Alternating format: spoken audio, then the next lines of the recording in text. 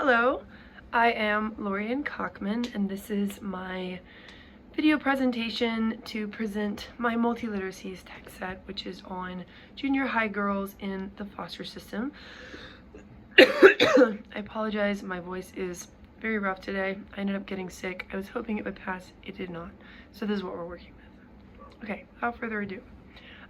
When I was creating my literacy text set, my goal was to represent junior high girls in the foster system as complex and emotionally rich identity group, one that's often invisible or flattened in classroom texts. And although each of the girls in the stories that I'm presenting has a different background and a different outcome, together the texts highlight a shared experience of instability, resilience, imagination, and a deep desire to belong. So across the text set, we see foster girls navigating systems that define them by case numbers, placements, or labels rather than who they are. So in Queen Maybelline is literally identified by her case number, 9173, and is referred to as a custody of the state. Yet the song resists reducing her to that status, and instead it emphasizes her inner life, her dreams, her fantasies, the way that imagination becomes a tool for survival. And music, as discussed in our class readings, plays a powerful role in identity formation. And this song could allow foster girls to see themselves not just as victims of circumstance, but as queens of their own imagined worlds. This sense of guarded independence also appears in The Great Gilly Hopkins. Gilly, as a character, is sharp and defensive and openly resistant to foster care, but the film shows how her hostility is rooted in a fear of abandonment rather than a lack of care. By depicting multiple forms of guardianship, foster placement, kinship care, and emotional chosen family, the text acknowledges the complicated attachment that foster youth often experience.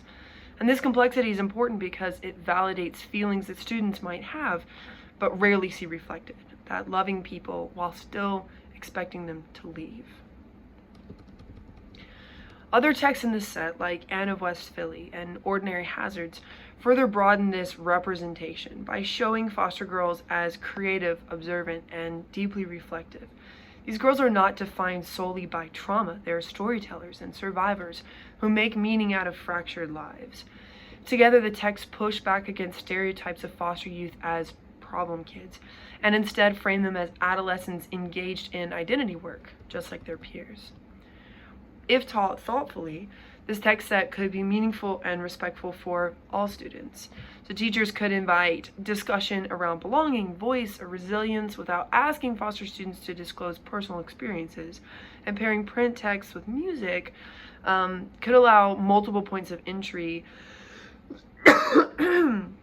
and honor different literacy strengths. Most importantly, this text set affirms that foster girls deserve to see themselves represented not as forgotten or broken, but as worthy and imaginative and powerful. So my discussion on how I could see myself using this in my own classroom, when I think about teaching this text set in my own classroom, I'm guided by two central commitments. First one is that foster youth should never be asked to perform their trauma for the sake of a lesson. And second, that all students deserve texts that complicate stereotypes and honor lived experience. So because this text set centers on junior high girls in the foster system, the way these texts are taught matters just as much as the texts that are selected themselves. One of the first instructional choices that I would make is to teach these works as a set rather than isolated pieces.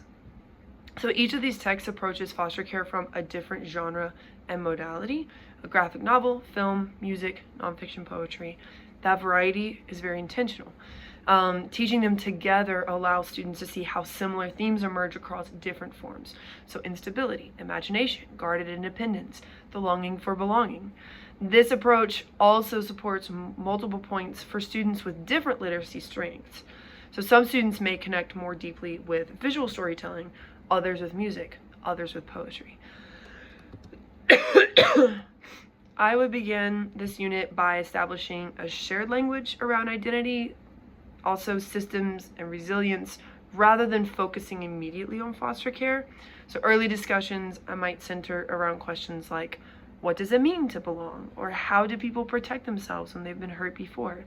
Questions that would allow all students to engage meaningfully, while also laying the groundwork for understanding the experiences of foster girls without singling anyone out. As we move into the text, I would like to use low stakes reflective activities rather than personal disclosure. So for example, if teaching Anne of West Philly, students might analyze how stigma operates in the opening scenes. So what assumptions adults and peers make about Anne before they know her. Rather than asking students to connect this with their own lives, I would probably ask them to rewrite a scene from Anne's point of view